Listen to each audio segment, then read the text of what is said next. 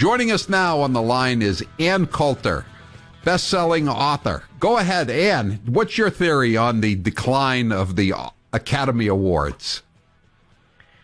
Well, I'm probably the wrong person to ask because I never watch them. I didn't even know they were on last night until one of my friends called me. He was giving me updates. He's a Hollywood guy, giving me updates about every half an hour on their shout-outs to transgenders and intersectionality. So I gathered from his reports to me that the whole Me Too movement got sort of short shrift, and suddenly it became all about immigrants, more blacks in movies, transgenders, and intersectionality. I don't know what any of that has to do with Me Too, but I guess they don't want people to notice. I never hear about this like Harvey Weinstein type stuff in the country music industry. In fact, in the music industry at all, in the modeling industry, in well, there's a little bit. I don't know, car manufacturers of America. You never hear about it in professional tennis. It's pretty much isolated to the one industry that has the ugliest men in the universe producing movies and TV shows with some of the hottest babes in the universe. Well, and an entire industry with zero more. What's happening? So, 4 hours of my life gone forever. Watch the Oscars. I did it for you. Granted, I did fall asleep for 1 hour. Oh, did I drool. But still, that's 3 hours of my life down the toilet. Now, we could just focus on the political statements made, but we get that stuff.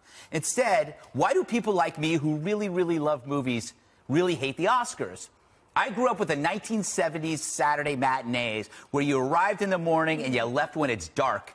Planet of the Apes, The Neptune Factor, Willard, or disaster epics like Earthquake, Poseidon Adventure, Towering Inferno. Movies were the escape for a kid in suburbia when there wasn't much else but cement playgrounds littered with pull-tab beer cans. Remember those? Those were great. Cut myself a lot. But times have changed. Now we're being informed, not entertained. The Oscars now ignore the escape, bowing to pressures of groupthink as virtue signaling Trump's shared human experience. Movies were once about entertaining us, yet the Oscars recast art as a conduit for the new religion of identity. None other than President Trump called Get Out the best first 3 quarters of a movie this year. We don't make films like Call Me By Your Name for money. We make them to upset Mike Pence. A president that chose with hate, he don't control our fate because God is great. And like everyone in this room and everyone watching at home, we are dreamers. To all the dreamers out there, we stand with you. Well, thank you. Why were the Oscars on TV to begin with? To see the stars. Now it's an off-site retreat for a troubled industry, something you might accidentally walk into at a hotel reception hall. And so the stars don't realize how bad they look when they try to talk to America by crashing a nearby theater. We brought you some goodies. You are live on the Oscars right now. In fact, you see that audience? There's Meryl Streep. Who would like a hot dog? Does anyone want a hot dog? All right, let's fight. Do not aim the hot dogs at the vegetarians. Oh, there you go. Ansel, go ahead, fire that thing into the crowd. This is a lot of fun. In the Oscars, we can eat and dance and scream. Please welcome Tiffany Haddish and Maya Rudolph. Oh, your beard smells delicious. Oh, we brought you some goodies, you peasants. They're so much better than you are. So as the Oscars try to explain why movies matter, you end up hating everything about movies. And that's not fair to the movies. In short, if you hate the Oscars, it's because you love movies. That's something Hollywood might address, but they won't. Well, here now to react is the host of the Michael Knowles Show, Michael J. Knowles. Micah, thank you so much for being with us this morning. Now, ahead of the award show, producers said that Jimmy Kimmel was going to avoid pointed political commentary. Do you think he succeeded on that front? No, I think he just avoided jokes and entertainment. Jimmy Kimmel, I think, made history last night. It was the first joke-free opening monologue to any Oscars telecast. though perhaps we should be happy that he didn't cry during the broadcast. He may cry when the ratings come out. Last year was a 9-year low in ratings for the Oscars. I suspect this year will beat it. Jimmy Kimmel, it was amazing in his opening monologue. He actually told us that Hollywood celebrities, him included, consider their primary purpose to push left-wing activism, not to entertain, to push activism. He said these speeches are a great platform. We have to change the world. And that is how they were used throughout the entire night. We might call this the intersectional Oscars. Some person, as we played, named Common, went out and he sang about how the NRA is not God's way. All while, ironically, he was joined on stage by Cecile Richards, the president of Planned Parenthood, who has killed 3.8 million babies in her time at that job. It was all activism all night long. The jokes that you heard, the couple of barbs from Jimmy Kimmel, they were the most tedious, low-hanging fruit you could hear. The Republican president is a racist. We've never heard that one before. Or the best, I think, was how Vice President Mike Pence is uncomfortable with pederasty. We make movies such as Call Me By Your Name to make Mike Pence uncomfortable. Aren't we all supposed to be uncomfortable by that? What happened to the Me Too movement? And the most ironic moment of all is that the Academy, in the year of Me Too, in the year of Harvey Weinstein, awarded a statue to Kobe Bryant, perhaps the most prominent accused rapist in the United States. All right. Well, it's interesting. And I just want to talk about what happens to the actual show, because I think the reason they see the ratings decline is that people, A, don't want to lecture, and B, this country is comprised of people on the left, people on the right, and some people in the middle. If you're on the left, you would have loved a show like last night. If you're in the middle, you just would have been probably uncomfortable. And if you're on the right, you would have hated it. So I don't understand why you would want to break apart your audience like that. I think they can't resist it. Donald Trump has driven them crazy, as we have seen since November 2016. And there were a few moments last night of gracious speeches of entertainers who primarily entertain and pursue their art, such as Gary Oldman. Going up there, he thanked America, he thanked Winston Churchill, he thanked the Academy, and he left. But fear not, if you were turned off by such a show of grace, Frances McDormand came on right after and started shrieking about feminism and how millionaire actresses should make even more money. They cannot resist it. They think that their primary role is to push politics and not to entertain. And the more that they believe that, the more people are going to tune out. Well, yeah, and you know, I know that you watched the whole entire thing because you were live tweeting it, so you must be pretty tired. But the show was, what, 4.5 hours long, so there were also a lot of non-political moments as well, and awards handed out. So some politics, but a lot of fun as well. Michael J. Knowles, thank you so much for being with us today. See, this is the hypocrisy that the left, this is what they show. They can do anything that they want to do, and it's hush-hush. But as soon as it's on the conservative side, oh, it's a problem. Hollywood have their problem. They need to solve their own problems. They don't need to sit on their bully pulpit and preach to us, the American people, baby. Because we voted for the president, and we don't want them to politicize this here. They need to stick to the script. Okay, we paid them to entertain us.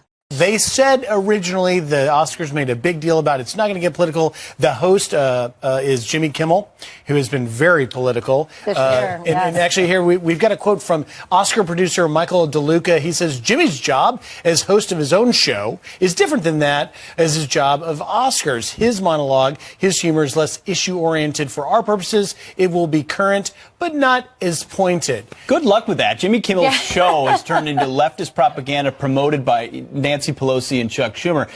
In fact, you might remember some of his best hits. Take a listen. Do you think that maybe there have been times where you push the envelope too far? No, I don't. You don't regret anything that you've said? Not at all. I don't think you can go too far. That was a horrible, horrible thing that happened to the Republican Party. Said the horrible, horrible thing that happened to the Republican Party. For Donald Trump, this isn't about the Graham-Cassidy bill. It's about getting rid of Obamacare, which he hates primarily because Obama's name is on it. These Americans were totally unaware they were being manipulated by Russians.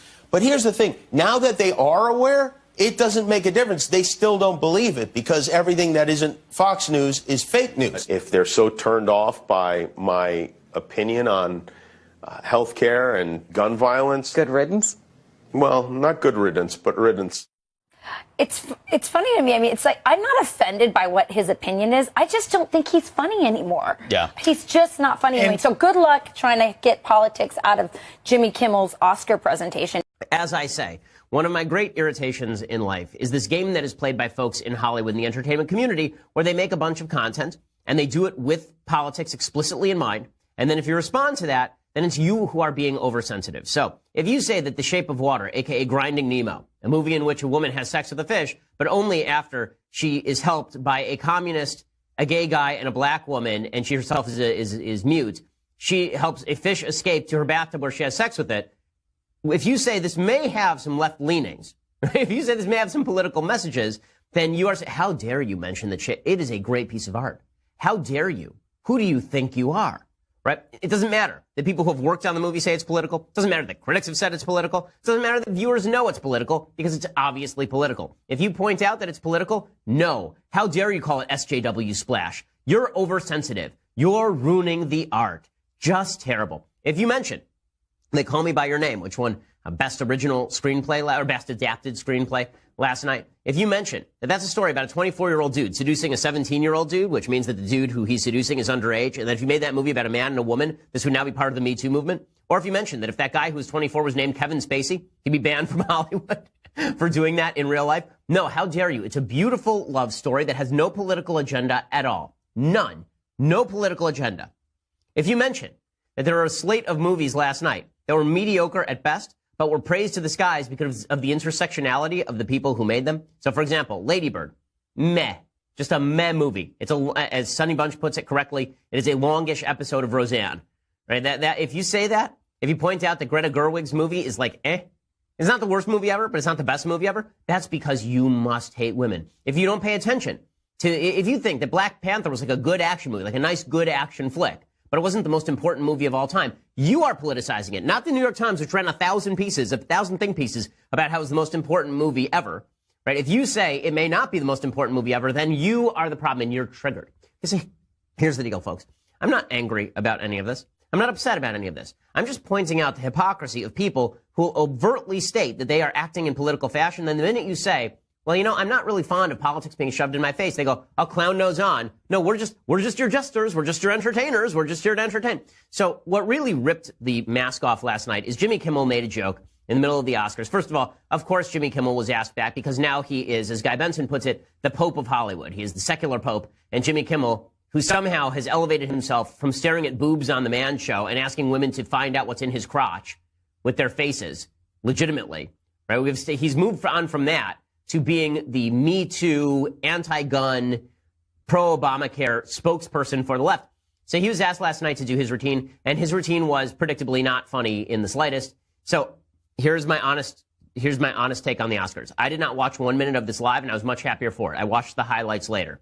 Okay, so I'm taking some of this on faith, that he wasn't good last night. I'm taking that from the critics and the ratings, which were abysmal. I'm taking it also from seeing clips of him because they're not funny. I can't overall give you, like, every minute of the Oscars because I didn't watch every minute because I have a happy life. And there's no reason why I, like most Americans, should have to suffer through this garbage. But in any case, Jimmy Kimmel rips the mask off of what Hollywood has been saying for years. But it's so funny. When Hollywood says things, we're allowed to take it seriously. But if we say it in the conservative movement, then we're bad. We're terrible. So here's what Jimmy Kimmel said last night. Of the 9 Best Picture nominees, only 2 of them made more than $100 million. But that's not the point. We don't make films like Call Me By Your Name for money. We make them to upset Mike Pence. Okay, and the reason that gets a big laugh is because it's true. It's because it's true. So people are saying, well, you think the author of Call Me By Your Name? It's a joke. You think the author of Call Me By Your Name was really thinking of Mike Pence? No, I don't think he was thinking of Mike Pence specifically. But I am sure that the author of Call Me By Your Name was thinking, I'm making a very significant film because it's important that Americans see that homosexual love stories are just as real and intense as heterosexual love stories. I promise you that that was going through his head. Because of course it was going through his head. You wouldn't expect anything else to go through the guy's head. Doesn't mean there's anything wrong with him. Doesn't mean there's anything wrong with his motive. But to suggest there's no political motive at all is silly. Now, when I did my book, Primetime Propaganda, in 2011, I went and I spoke to dozens, 100 people who are like the top creators in Hollywood, the people who created Friends, the people who created Soap, the people who created Golden Girls, the people who created America's Funniest Home Videos, like legitimately every show that was a top show from the 1950s all the way forward to the 2000s, I interviewed somebody from that show. And the message that I got from virtually everyone is, of course we put our politics in our films. Of course we put our politics in our TV shows. Would you expect us to do any differently? And the answer was, no, I don't expect you to do anything differently. But the great lie that they hid behind was, well, we put our politics in there not because we are propagandists. No, no, no, no, no. We put our politics in there because it's what the audience demands. When we make a show like Friends, and we have a lesbian wedding for a season, or when in later seasons, Ross and Rachel have a baby out of wedlock, and they're in love with each other, but we don't let them get married because that would be too conventional. When we do all of that, that's just because the audience wants to hear that perspective. It's something the audience wants to hear. Look, the ratings prove it. And were the ratings for Friends good? Yes, they were. But Kimmel points out the truth here. The truth is, Hollywood would make that stuff no matter what. Because people in Hollywood want to feel good about themselves. It's so funny. People talk about the D.C. cocktail parties. They talk about the D.C. cocktail circuit. They talk about how all these people in D.C. want to get together and go to these shishi parties where they hang out. That actually happens in Hollywood. Okay, talk to anyone who has worked in Hollywood. These cocktail parties, they're not as common in D.C. They are really, really, really common in Hollywood. Everybody in Hollywood goes to cocktail parties. This is how they get jobs. And one of the ways they get jobs is by talking to each other about how they virtue signaled this year. They talk to each other about what kind of difference they're making for the world. Just like the ridiculous fictional creators of Google in Silicon Valley. They go around talking about how they're going to make the world better through better compression algorithms. And this is what they do. They go around talking about how their film really made a difference in lives. This is how they think. Because if they really thought that they were around to just make movies of people clubbing each other with sticks and that we all laugh and enjoy them because, hey, we all like movies, they wouldn't feel very fulfilled.